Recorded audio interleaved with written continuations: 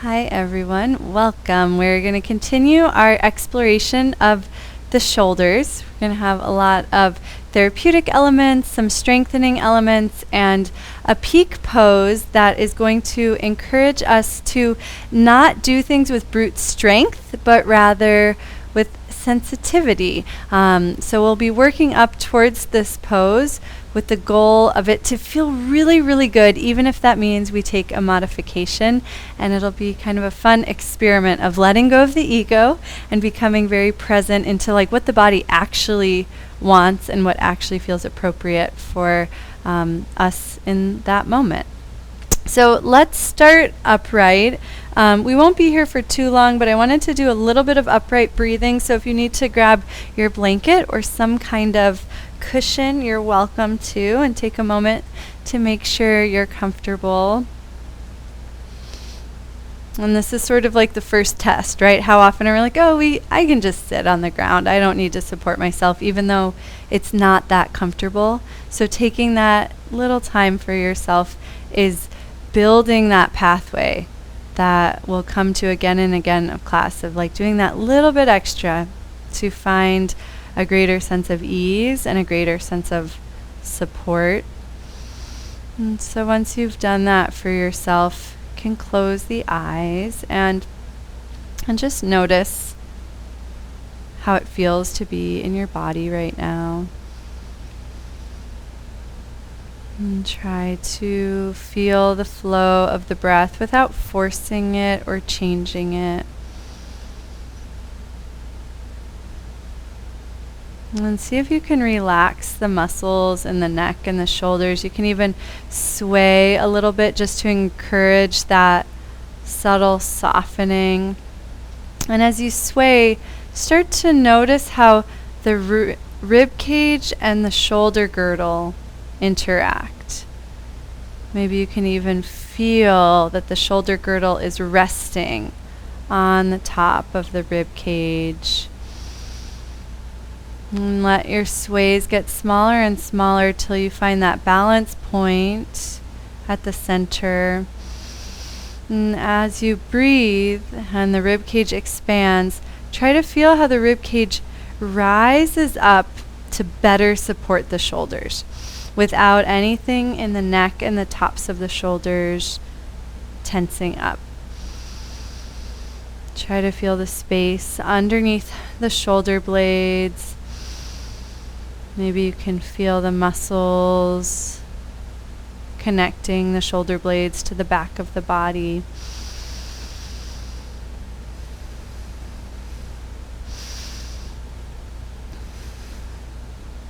And this is really, really gentle. It can just be a visualization or an idea. If you're not feeling anything there yet, that's just fine. We're just planting seeds. And if you notice as you breathe here any tendency for muscles in the chest and the neck to work or strain, this is a really good indication that as we do our work today, your focus should be on relaxing rather than holding any of these poses or pushing. And see if you can continue following the breath as we make our way to the ground. You can take a quarter turn to the right, move your blanket off to the side so it's not in the way once we start moving on our backs. And then start melting down and pay attention as the spine contacts the mat. And then, those shoulder blades that we were just working with.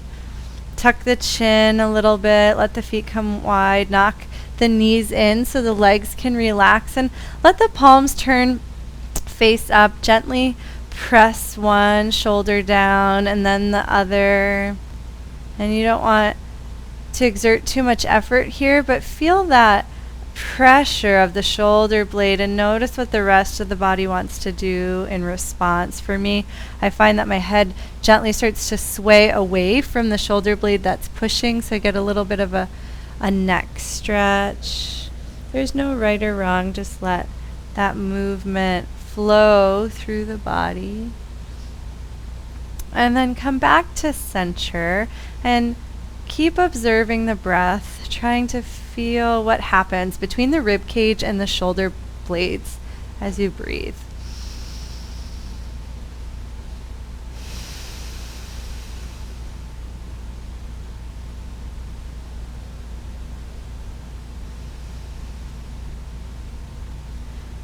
We'll start to add on some music. So if you want to hit play on the first track, you're welcome to do so, and then just make sure it's set to loop.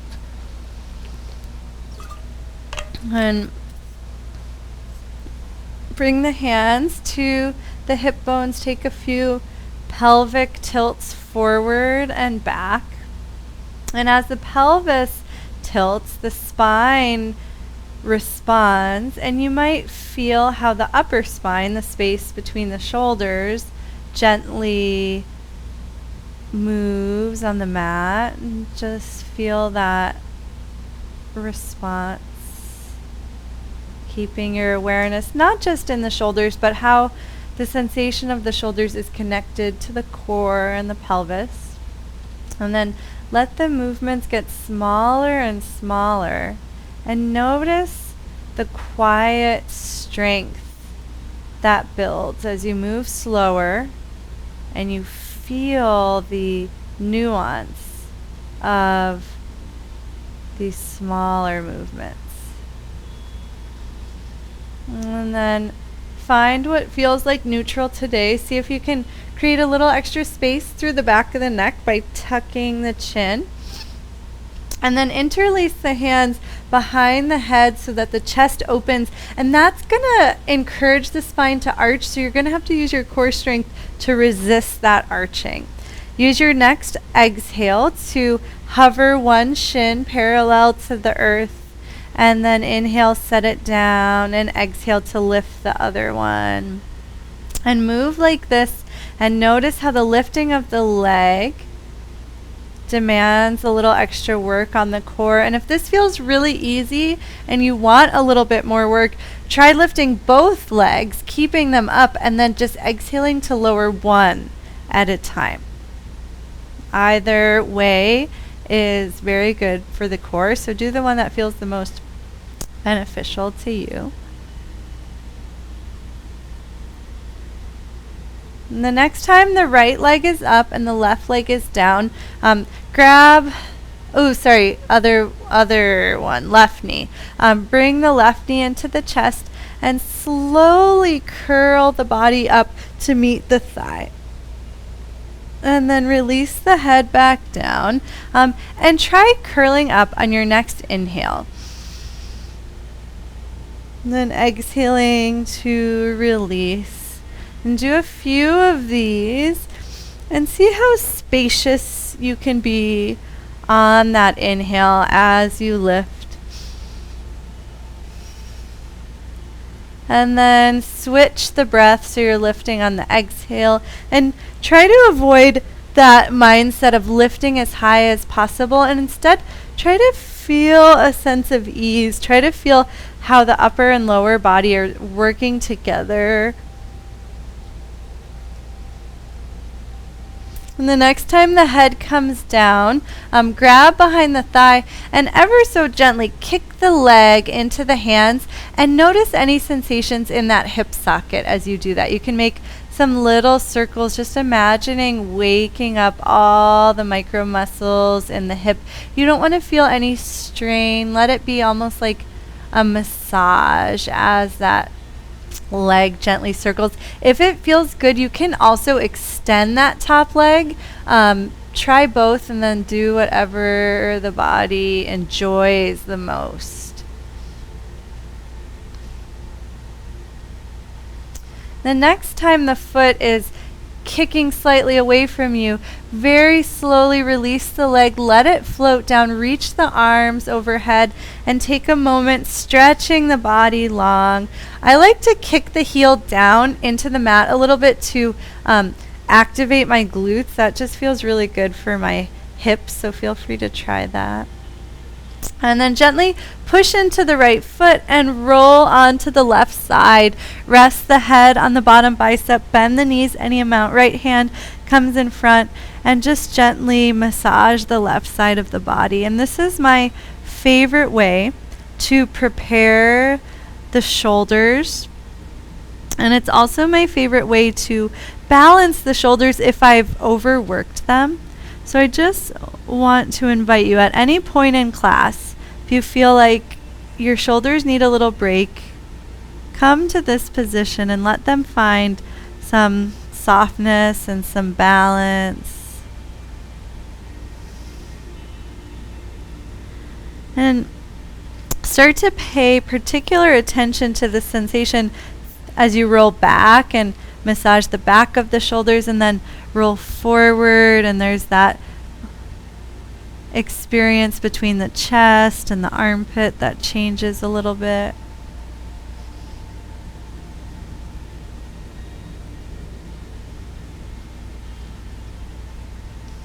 And then relax at stillness for a moment, and then adjust the angle of the knees so the feet are lined up with the hips, and the knees are pointing down, sloping almost at like a 45-degree angle. Bring your hands to your hips. The hips aren't going to move here. We're going to do a PT movement called clamshells that is to isolate gluteus medius. And so my favorite way to do this is to actually push the bottom leg down. And as you push the bottom leg down into the earth, notice how the top leg effortlessly floats. And then inhale to release that. And do this a few times. If you feel the muscles under your fingertips, so like the hip flexors or the TFL, which is about where your thumb is, it means you're probably lifting the knee too high. We want it to be this deeper glute muscle that's on the back of the hip. You can even place your hand there to feel that little brightening. If it feels grippy or really strong, that's probably gluteus maximus. My favorite part about this movement is when I push my bottom leg down, I can feel how the muscles in the back of the hips are working together in both legs to perform this action. And this is sort of similar to what the legs are doing in crow pose. So we want to find this position with as much deep core strength as possible. The next time the leg lowers, relax there and just notice any sensations in the hips. And then reach the bottom arm towards me, stack the hands, and imagine you're a book. Open the cover of the book and very slowly roll over the spine of the book and close to the other side. And take a few of these, moving as slowly as possible so you have a moment of like hang time through the middle. And you want to feel how the limbs are connected to your core, and instead of feeling like 4 different limbs, it's just like one body floating through space.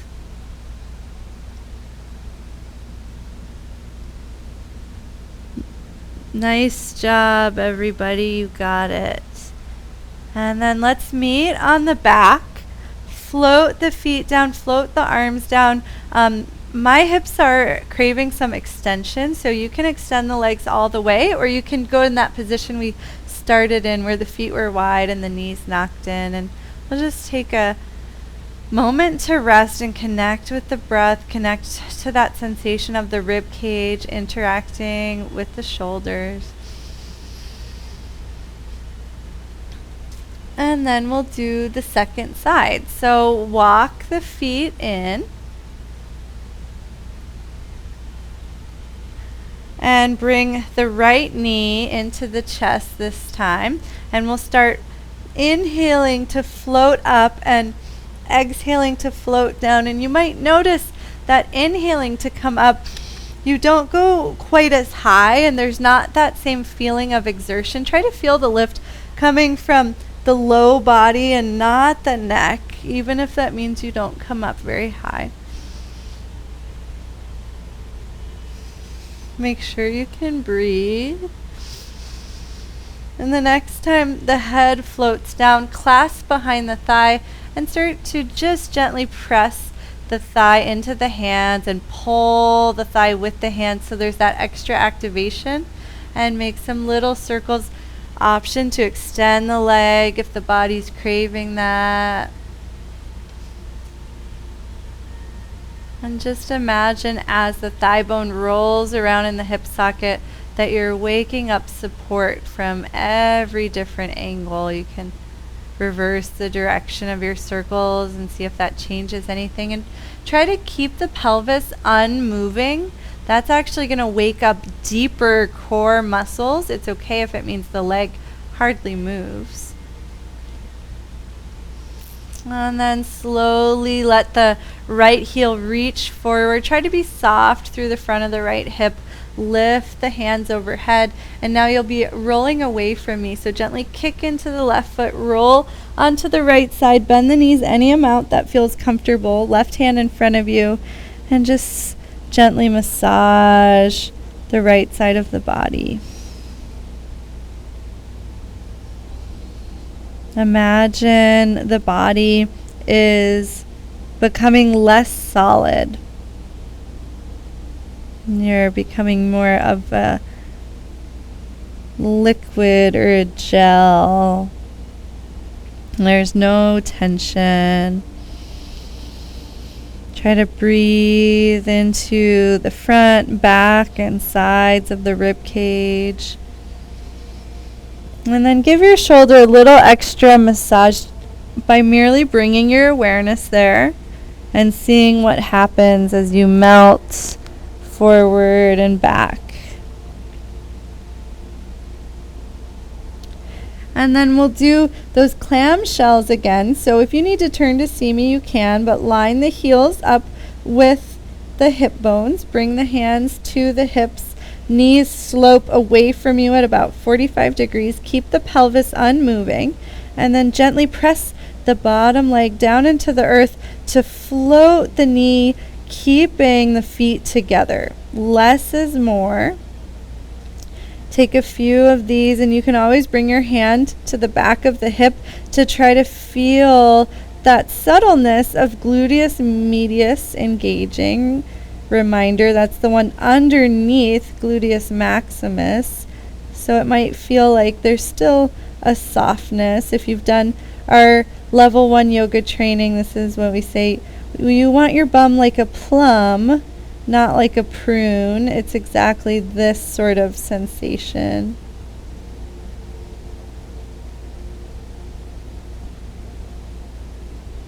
And then the next time the hip comes down, just relax and notice the sensations. Maybe this side was easier or harder than the other. Reach the bottom arm forward, stack the hands, getting ready to open the book and take those slow motion rolls from side to side. And then just for fun, as you roll through center, pause there, bring the feet together. And this is sort of like a really easy version of crow pose, where the feet are together but the knees are still wide. Take a moment to curl up here and squeeze the legs into the arms and push the arms into the legs, and then release and go back into those open books. And notice if what you just did through center felt like a little strainy, and doing this movement feels like a relief, which is totally fine if that's the case. See if you can roll through center and take that same action without creating any strain. So be okay with not lifting as high, right? Or not holding as long. And we're just going to take a few more breaths to explore, and you can just stay with the open books, or you can take a couple of those reverse crow poses. Just getting the muscle memory imprinted in the body. And try reaching the hands inside of the legs, because that's actually how they're going to be. The knees are wide and the hands are planted on the ceiling. And then let's all meet at center. Grab behind the legs and start to rock and roll forward and back. As you roll up, see if you can find that that crow position again, and I'm going to go 3/4 just so you can see. So feet are together, knees are wide, and then the hands go inside of the knees. And then bring the soles of the feet together and let the knees slowly relax out without dropping them out to the sides. And then extend the right leg and place the sole of the left foot to the earth. Turn a little bit towards me, so it's kind of like a modified Urdhva Matsyendrasana. We're going to wake up the hands a little bit now. So imagine karate chopping the yoga mat behind you. Bring the pinky side of the left hand to the mat a few times. And as you do that, notice the sensations up through the elbow and the tricep, the back of the shoulder. The next time you karate chop the mat, pause there and just bring the fingertips down and the thumb. And notice how your hand is very domed. If it's not, try again, karate chop, and then just relax fingers and thumb. Yeah, you guys look great.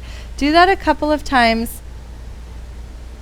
Just finding these nice soft hands. And then look at your hand and sort of let that image imprint. This is how we're going to be using our hands in tabletop, in plank, in crow pose. So it might be different than you're used to. Notice how there's more weight on the pinky side, and that thumb joint is soft and supple and not pushing down too much. From here, gently let the spine lengthen. If you need to come onto the fingertips, I have short arms, so I have to do that. That's absolutely fine.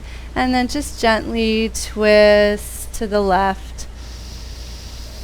And then take that left arm, circle it forward, up and back. If you want to lower it down for one last breath, you can.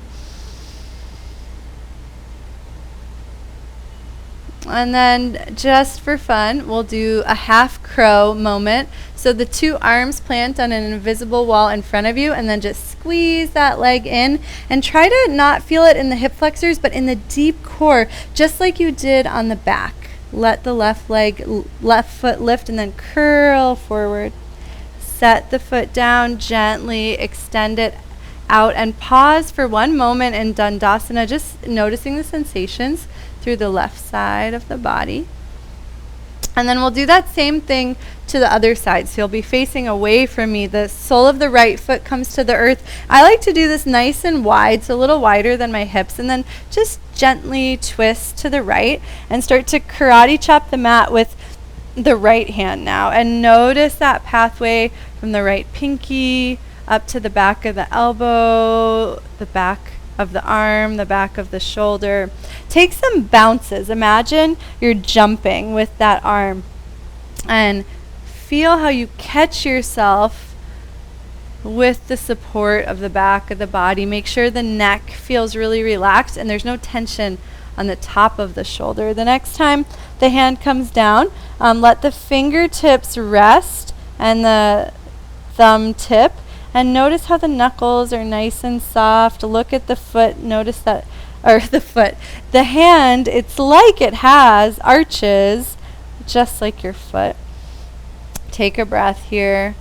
And then as we start to sit up tall, you might need to come onto fingertips, which is fine, and just gently twist to the right. Take a couple of breaths here. Can feel nice to reach out through the left foot and let the left hip reach forward to allow a little more twist up through the spine. And then as you untwist, hands on an invisible wall in front of you, and find those soft hands that we were just practicing, right? Almost like you're palming a basketball. And then just float the right leg, and it can be a little bit curl forward in that half crow position. And then set the foot down. Cross the ankles. Let's do the right ankle in front of the left. Plant the left hand behind you, and we'll flip into tabletop, facing the other direction. Nice, way to go. And we'll wake up the shoulders a little bit extra. Oh yeah, we can go to the next musical track at this point.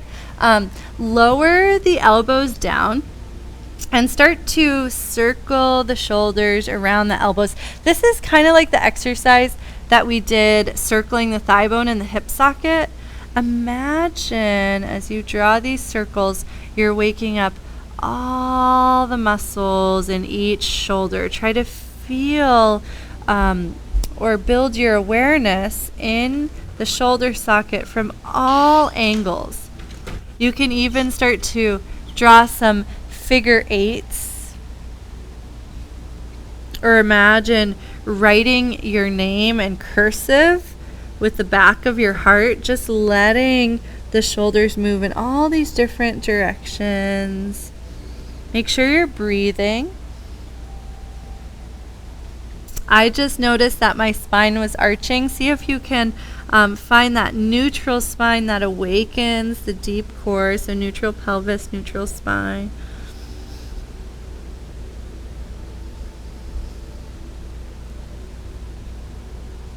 And then float onto the hands. And imagine, just like we did before, imagine you're jumping with the arms, and take a few little jumps, letting the hands land naturally, and make sure there's a little bend in the elbow and that the elbows are squeezing in towards the body. And you want to make sure this doesn't feel jarring in your shoulders, in your neck. Use your core to support you so you can land in slow motion. And then bring the hands underneath you. Walk them forward, one hand print. Tuck the toes underneath. Glide the left foot back. And then press into the hands to lift the hips up and back into a staggered down dog. Take one deep breath here. And then slowly start to drop the right knee and let the left foot glide forward nice and wide into your lunge. So the left foot steps outside of the hands. Push back knee and front foot down into the earth to slowly roll up one vertebra at a time. If you want to grab your blanket here to place it underneath your knee, you can. And then make sure the hips are right over the knee, nice tall spine here. Walk the front foot forward and to the left until you feel like the hips are supported and have some space. And then interlace the hands and start to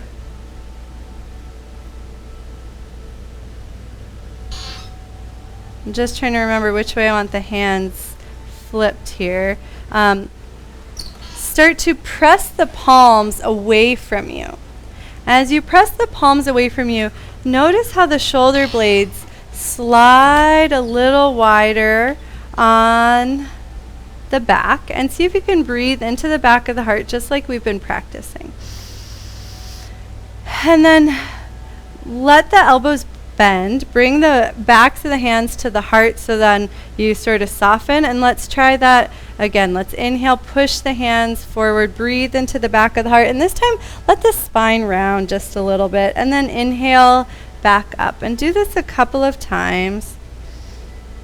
And try to feel that the curving isn't just coming from the upper spine, but all the way down the low back.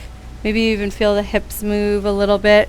If you want to let the front leg participate as you round, try kicking into the front leg just a little bit. And then we'll explore pushing the hands down. So bring the same interlaced hands down into the front thigh, and imagine you're like trying to get out of a pool. Bend the elbows and then push down to pull yourself out of the pool. This turns on serratus anterior. For those of you in the rise training, you can take a couple of these pushes and feel how now the shoulder blades glide down and wide. When my shoulders do that, I feel like my head and neck can really like emerge from my shell.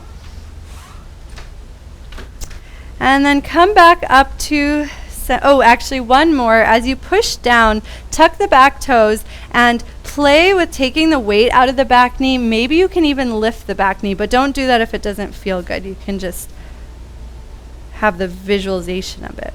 And now shift the weight back into the back knee, lower it back down, and flip the palms away and slowly circle the arms up until there's like a moment of resistance when you can let the arms be free, and just take a big spacious breath and notice that spaciousness through the heart, through the shoulders. You can stay still and breathe, or you can sway a little bit in the wind. And then release the hands down. You can keep the left foot where it is, or if you want a little bit more here, you can lift the back knee. I'm going to go 3/4, and you can lift the front foot for another version of half crow, right? And the most important thing here in any position is try to feel where the tricep and the knee meet and squeeze them together. And then set the foot down. If it isn't already, drop the back knee, and we're going to do a couple of pulses. So you'll roll up to that exalted, spacious Anjaneyasana, and then try to keep that sense of spaciousness as you come down, and either just squeeze the tricep and knee together, or lift that foot for the half crow. We'll just take a couple of those, trying to find as much ease as possible, which might mean that you're not lifting the foot, right? Know thyself. We never want to build tension with our practice. Next time you lift, pause there, let the shoulders relax completely, and then shake it out. Make sure to shake out the hands. And then we'll do the other side. So bring the knee underneath you, release the hands down, walk them forward, one hand print, tuck the toes under. Glide now the left knee back, or the left foot back, to wake up the deep core, and then lift the hips up and back. Oh, wrong way, sorry. Lower the knee, bring both knees underneath you, glide the right foot back, and then come into that staggered down dog with the right foot back. And sway the hips a little bit. And then prepare to step the right foot forward. We'll slowly lower the left knee, let the right foot swing wide outside of the hands, and then roll up. Interlace the hands, bring the hands to the heart, relax the shoulders. Take a couple of breaths, letting the rib cage rise up into the shoulder girdle. Make sure the neck and side neck, tops of shoulders feel nice and soft. And then as you exhale, or as you inhale, start to press the hands forward and breathe into the back of the heart. And then exhale back up to center, and take a couple of these.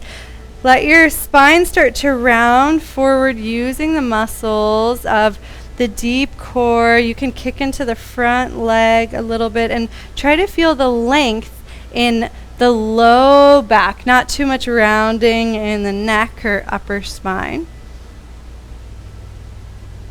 And then as you come back down, up, flip the palms, push them on your leg, that getting out of the pool move. Bend the elbows a little bit, and then push the hands down. Feel the rib cage reaching up, filling the space underneath the shoulders. Try to keep a neutral spine.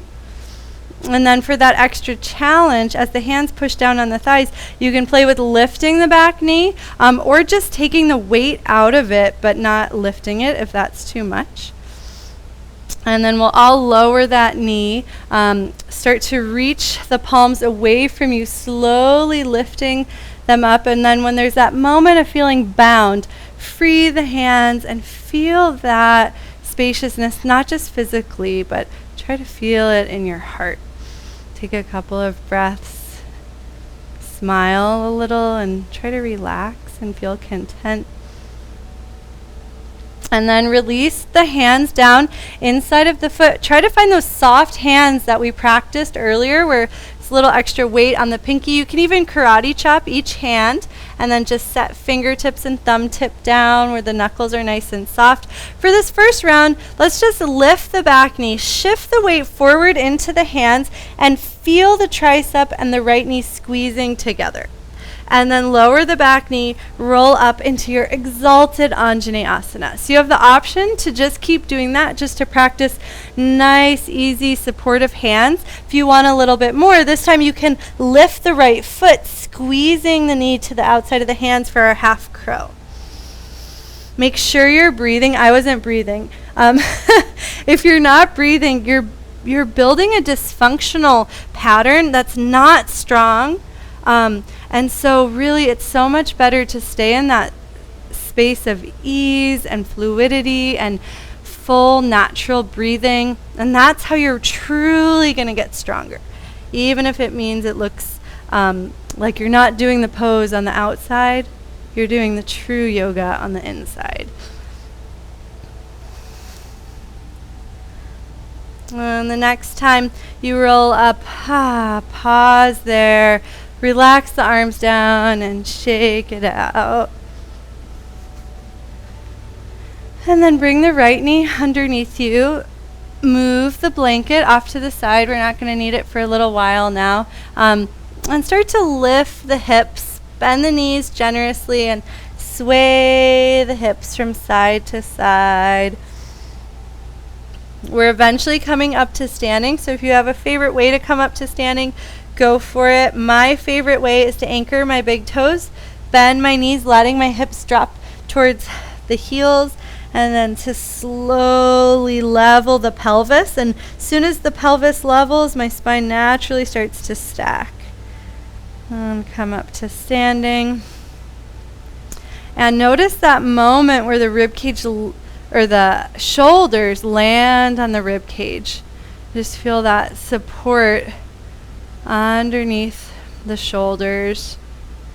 And really having strong arms, having a strong upper body comes from having strength in the deep core and integrating that into the upper body. It's not really about the arms anyway. And let's go for a little walk and be really generous with your arm swings.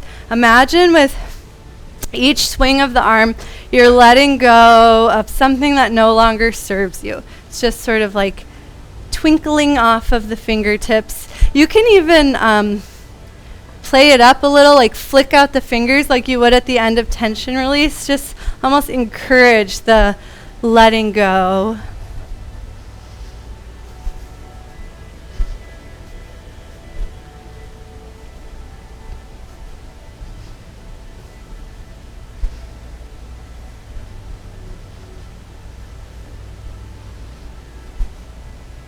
And then slowly make your way back to your mat. Feel free to grab a sip of water.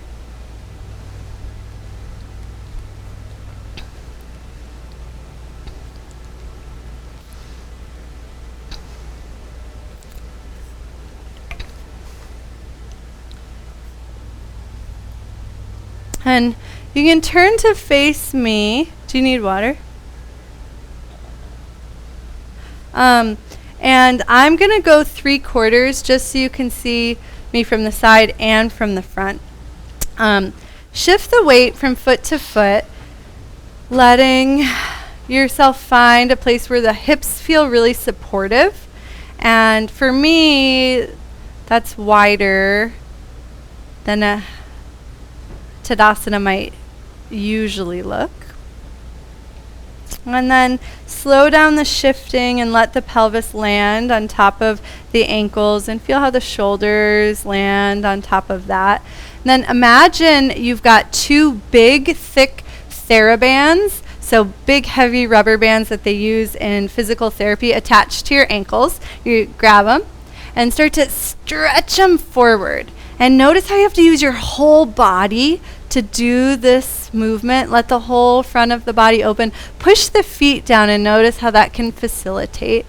And then as you slowly release, you're still holding the rubber bands. They're pulling you back to neutral. Shift the weight into the right foot and let the left foot lift as effortlessly as possible. And then try that again. Put the foot down, lift the TheraBands really dramatically, and then shift the weight to the other foot and let that action just unweight the foot so naturally. Take a few of these on your own. and try to feel how effortlessly that leg can lift. Kind of like the clamshells where you didn't want to feel the big muscles lifting the leg. See if you can feel that level of subtlety. For me, I know I'm doing it wrong if I feel my hip flexors turn on. And if you want to layer onto this, actually first, if it feels like too much, just try lifting the heel, right? If you need to find like, oh, I'm overdoing it, just lift the heel. If you want a little bit more, you can take some of those half crow poses, right? And the idea here is that our body's getting used to this shape and used to finding it with a sense of ease from all these different directions, so that when we do it with the weight in our hands, it's really familiar, right? And there's no tension, right? Like there's no tension right now, there's not going to be any tension later.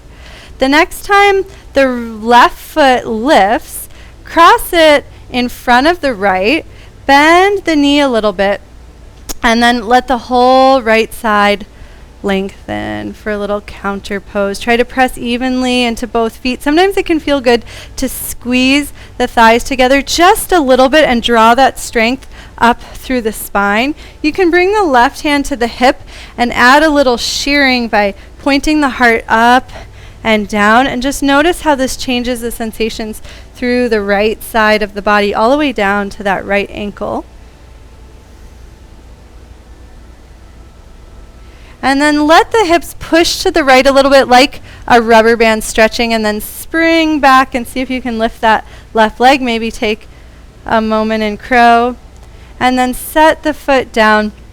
We'll take a couple of pulses lifting the rubber bands into the back bend and then shifting the other way. Try to find that flow, and remember, you can always just lift the heel. This practice is just for you. No one's watching, but you know how it feels. And the next time the right foot lifts, step it in front of the left. Let the left toes turn any direction that feels comfortable in the left leg, and then gently start to bend the front knee. Make sure the knees and ankles on both legs feel safe, and lengthen through the whole left side of the body. Now soft shoulder, right hand to hip, anchor down through the left ankle and breathe through that whole left side. And then gently start to rotate, point the heart down, and then shine the heart up. Make sure you feel spacious through the joints. If you've gone too far into the side bend, the rotation won't feel good, so you might need to come out a little bit. And then press the hips over to the side, loading that spring, and let it pull you back to center. Set the foot down and just pause for a moment. Start to bounce. Let all the tension leave your body. Okay, we're ready. We did crow pose from every different dimension possible besides the one that you know. So we're going to do it now. We're going to have lots of options. Here's the rules. What you do has to feel really good. It can't build any tension. So please be humble. Make sure you're breathing, and just roll right onto your back whenever you need a break. So the first way we're going to approach this is my absolute favorite, and so you can just choose to stick with it for the whole rest of the time.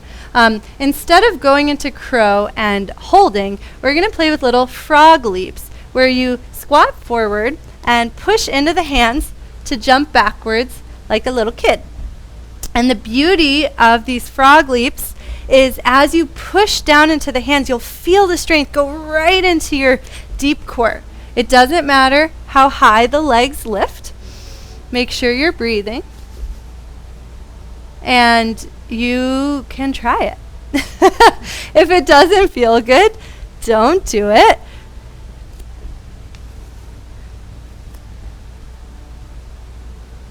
It's kind of like coming down into Malasana and then pushing into the hands to lift. Nice. And when you make it to the back of the mat, if Malasana is a comfortable position for you, you can pause and breathe. If it's not a comfortable position, you can place the hips all the way down, take a little break.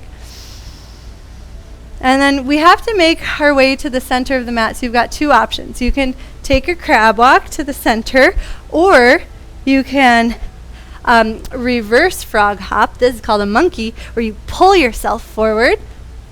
And that's going to engage the muscles a little differently. And then from the center of the mat, mandatory lie down, but you have to do it in a really fun way, where you find this kind of crow, and then you roll. And see if you can roll all the way up and find it again. And if that's engaging your hip flexors or creating any strain, just roll nice and easy, and then make your way onto your back.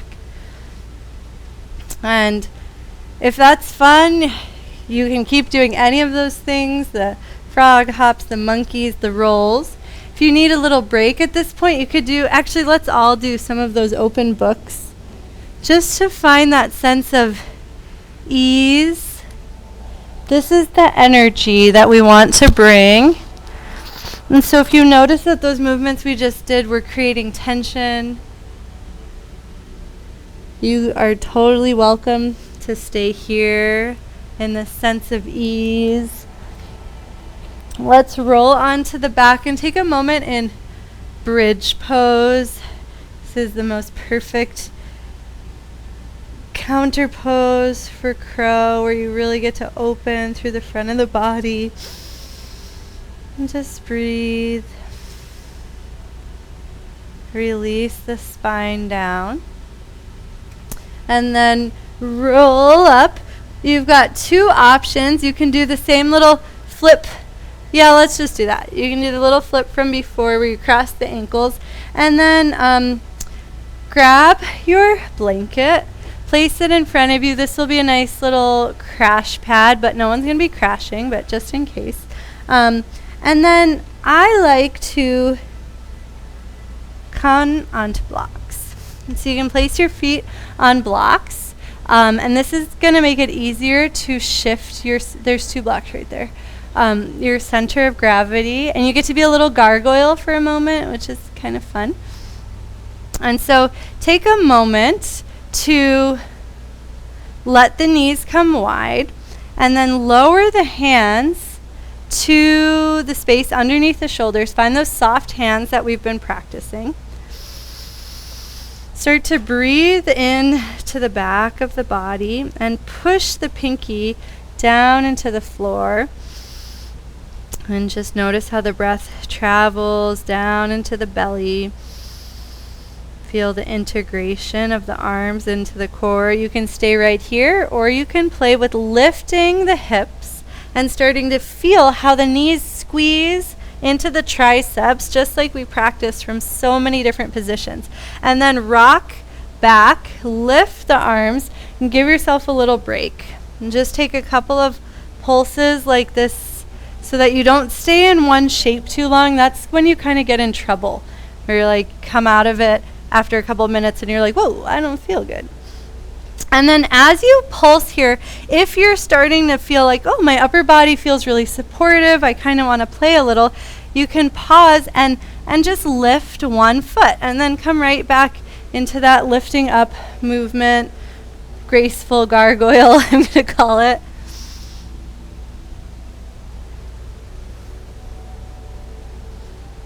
And then if lifting one foot is going well, you can try lifting both feet. And then bring them back down and just keep it fluid. If you are in crow, make sure you're breathing. Squeeze the feet together, squeeze triceps into the shins. If it's going really well and you want a little more, try pushing a little extra into the hands and lifting the heels towards the glutes.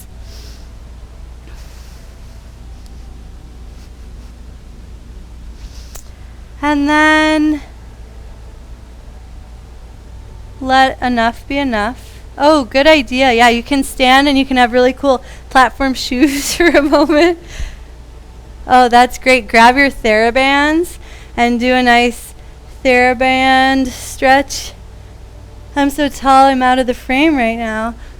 I used to actually have platforms about this tall when I was little. And then release the hands down and just pause at center. And notice any blood flow through the body, any energy circulating. And go for another little walk. And just observe. You might feel light and springy. You might feel a little tense. Try not to have any judgment, but let the action of walking help your state. Use this to soothe, to massage, to rebalance.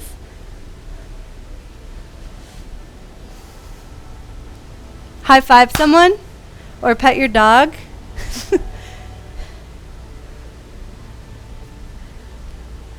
And couple of options. Option 1, platform shoes. Option 2, one last crow just for funsies. Option 3, just lay down. Option 4, do whatever you want.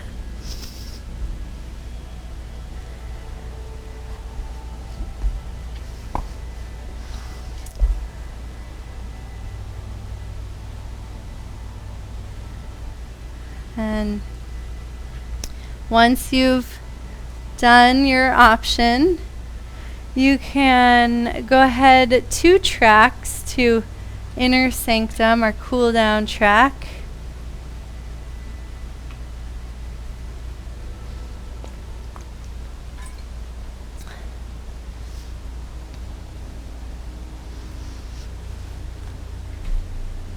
And grab your strap. I forgot to grab one before class. So, here's one.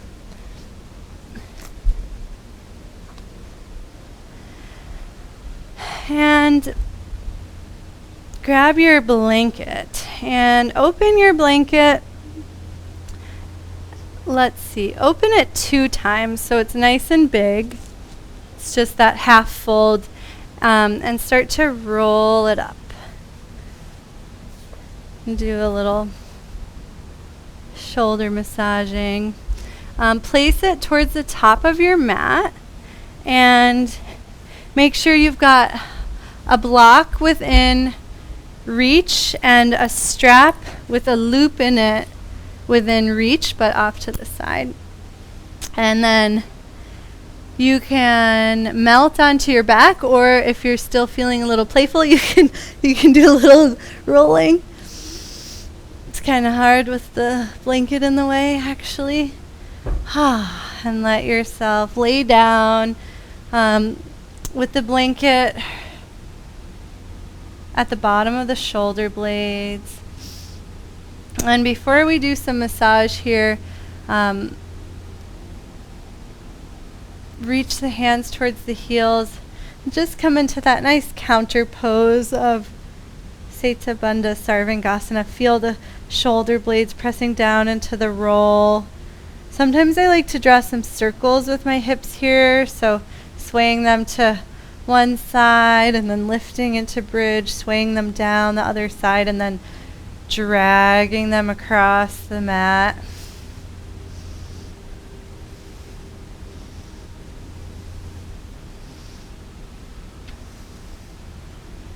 And then if you're doing that, you can circle the other way. Notice how having the roll underneath the shoulders might be starting to massage the rib cage and the shoulders. And once you feel like you've extended your hips enough, you can release the pelvis down and extend the legs. Reach the arms to a T and just relax for a moment, starting to breathe into the back of the rib cage. Basically breathe into the space that's contacting the roll. You can literally increase your lung capacity by working with the intercostal muscles. Those are the tiny X-shaped muscles between each rib. And so play with that idea of just gently using the breath to help squeeze and massage the muscles between the ribs. And let that help you find a little more space, a little more freedom.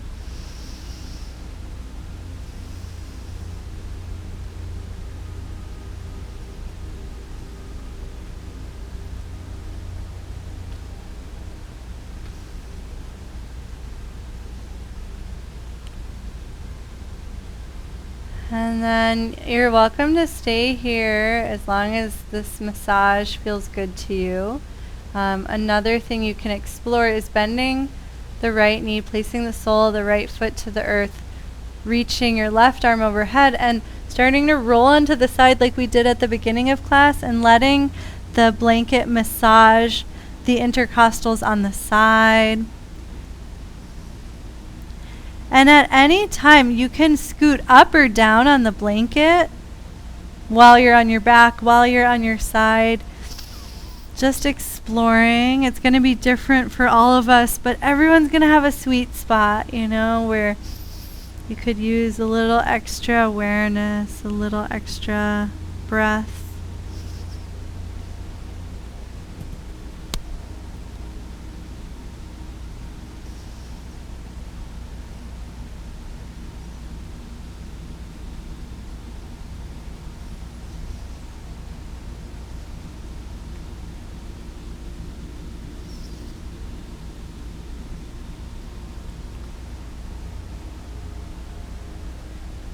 And if you rolled onto one side, eventually be sure to check out the other side.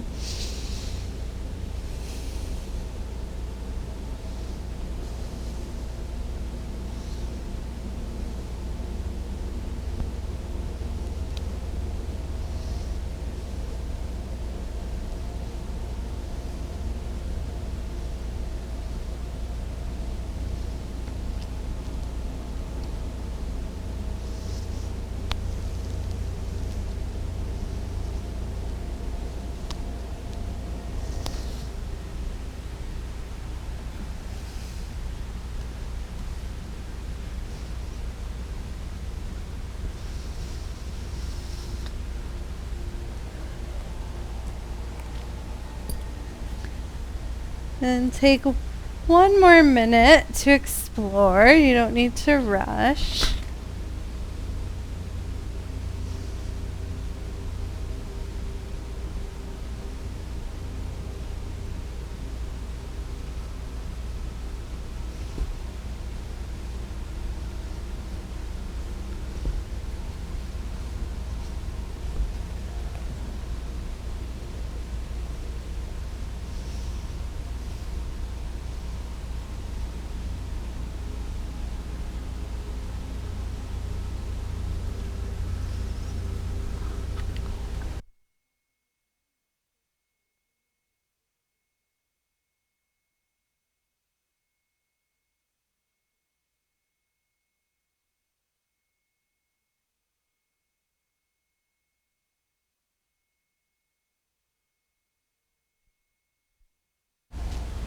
And so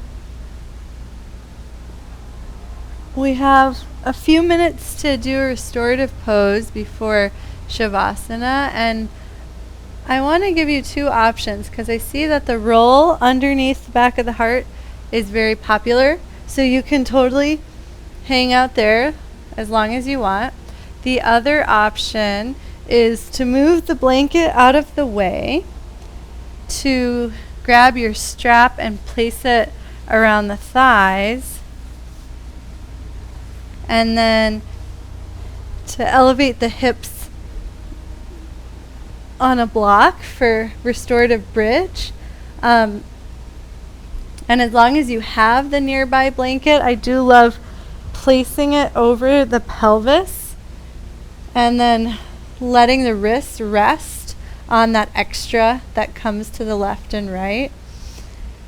And the reason I like the strap around the legs is so that you can really relax the thighs and let them almost fall open into the strap. Actually, you could even do like a little Bakasana here with the feet together and like the knees dropping off just ever so slightly to the left and right. And just make sure whatever position you're in, you feel supported and relaxed.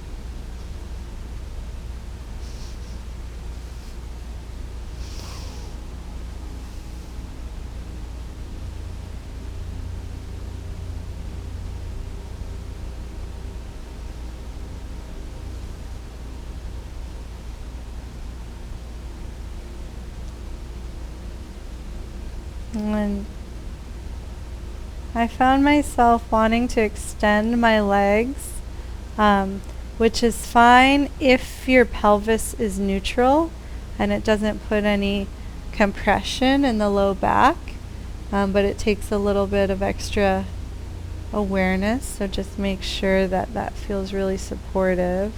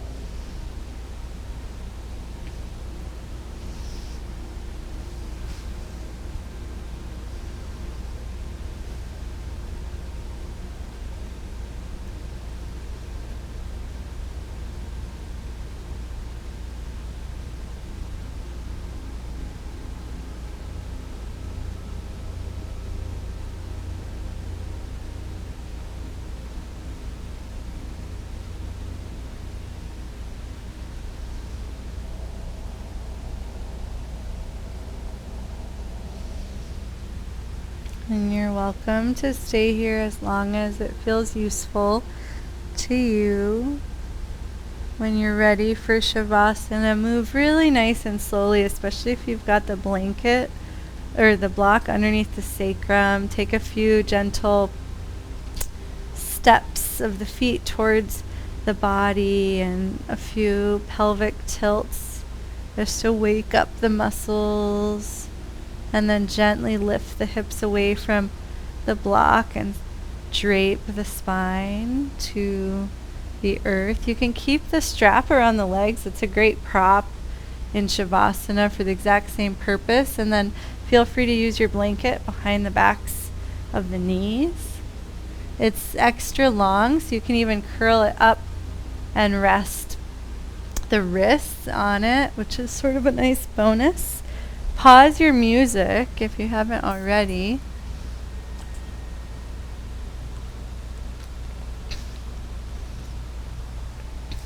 And take a few breaths into the heart space. And not just the front of the heart, but the back of the heart, this area we've been building a lot of awareness of in class today.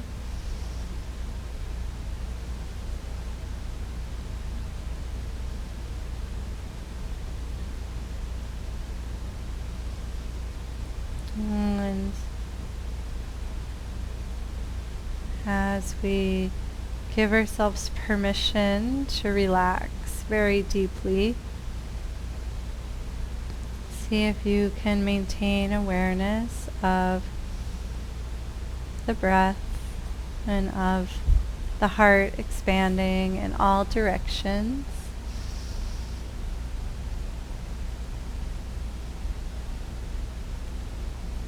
And we'll relax here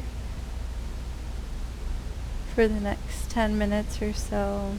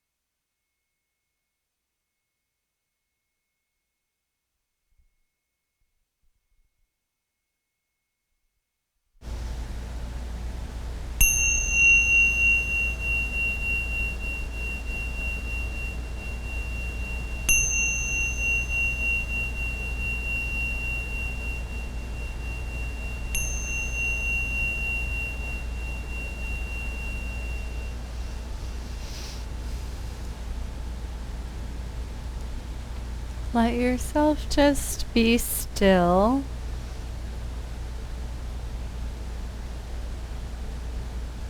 And from this stillness, notice how full and rich your experience of the breath may be.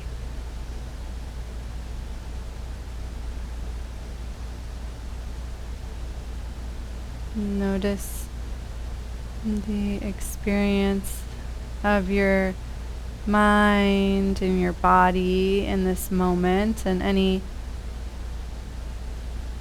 spaciousness available on any level, including within the heart.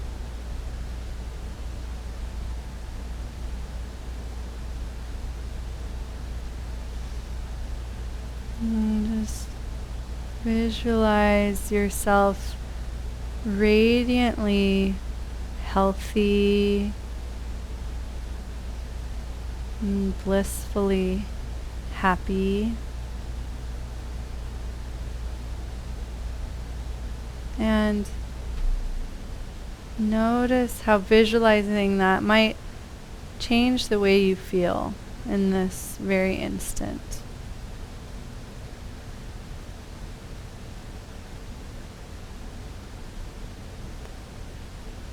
And imagine that energy starting to travel through you, waking up the cells. Use any movements that feel appealing or easy or natural to you. And give yourself time to explore and transition, and eventually make your way up to a seat, but you don't need to rush to get there. If the body's craving any last bridge pose or rolling, that open book movement,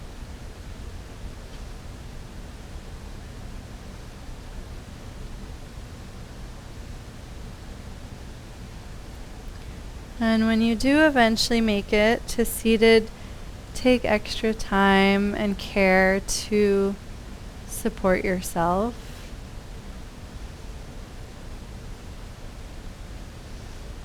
Notice if that feels more natural now than it did nearly an hour and a half ago. If you just feel more in tune with what your needs are, and more willing to adapt and respond.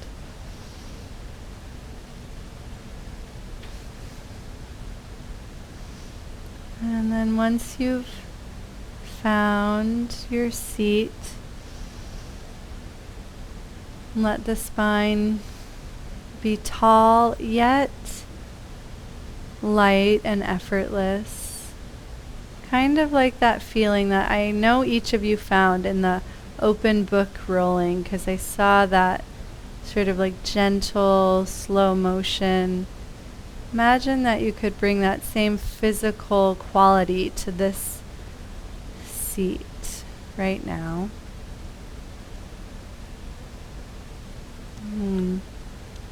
Close the mouth, let the tongue rest up on the roof of the mouth.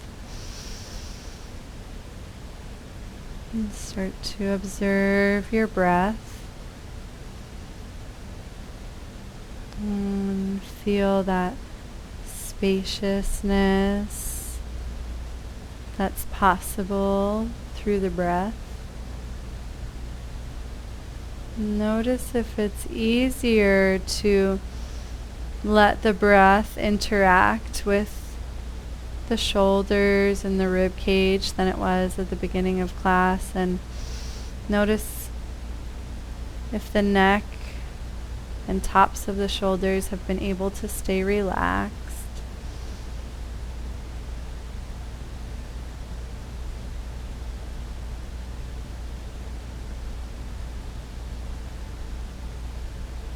And try to find the lightest touch with the breath.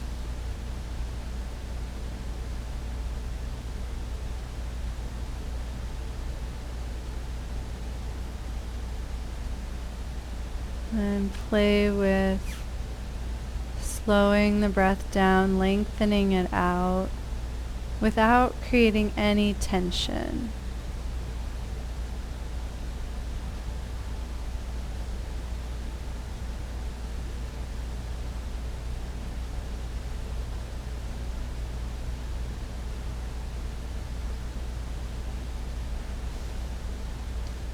Notice the gentle pause at the end of the inhale, the end of the exhale.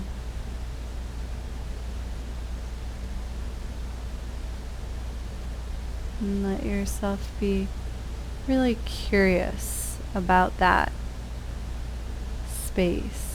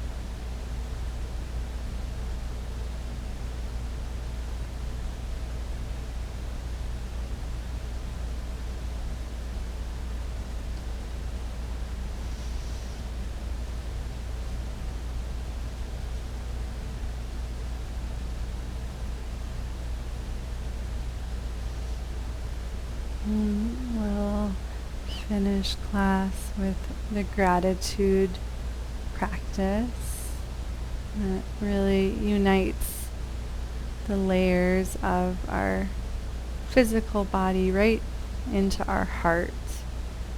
You can bring the hands to heart center and let your awareness drop down into the heart. And let yourself relax and soften and gently allow the breath to massage the energetic heart space.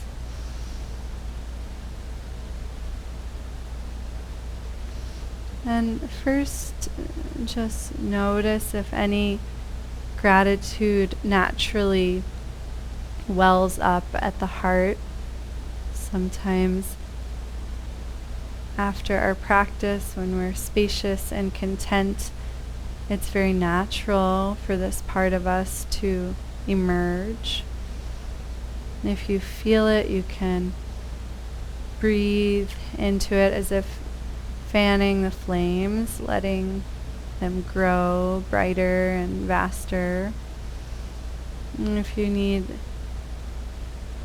some inspiration, you can visualize things in your life for which you're grateful. People, pets, places, whatever helps allow the heart to naturally express itself. And use those visualizations to feel something real within your heart.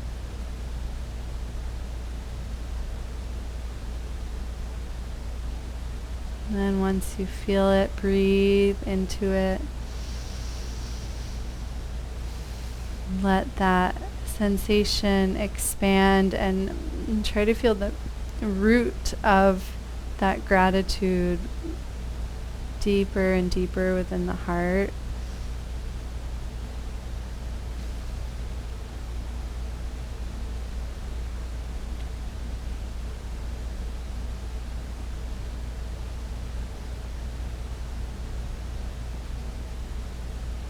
And eventually release any visualization and let yourself just be with the real feelings inside the heart. The source is always within, though these external things help remind us of our natural state.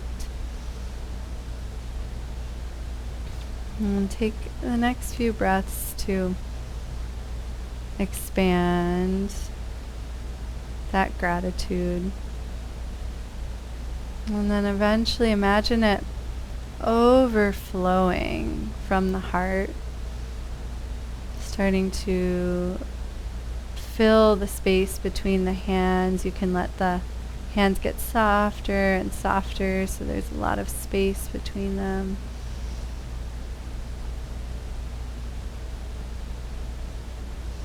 And then eventually let the fingertips open and start to lift the hands.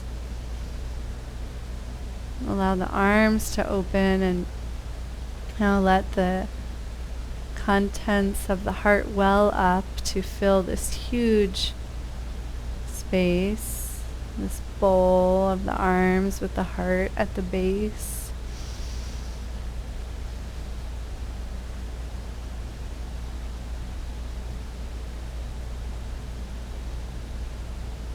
And then eventually with an exhale, you can offer all that gratitude up straight from the crown of the head up to your highest self and your teachers and cosmic guides and protectors. And let the arms just float down.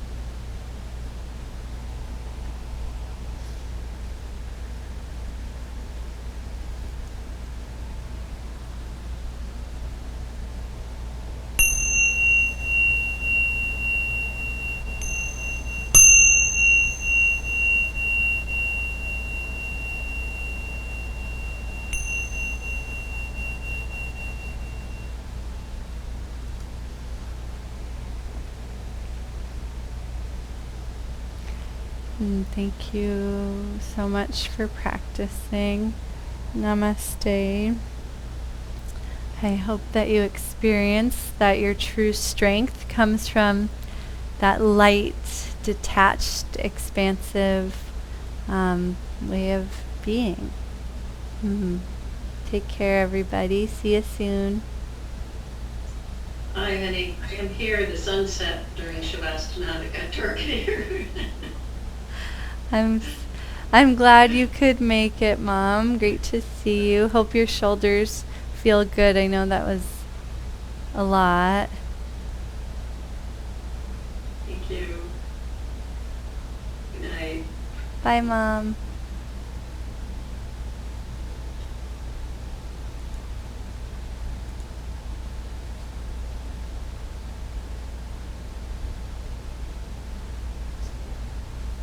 I can't end it because I can't see where that button is.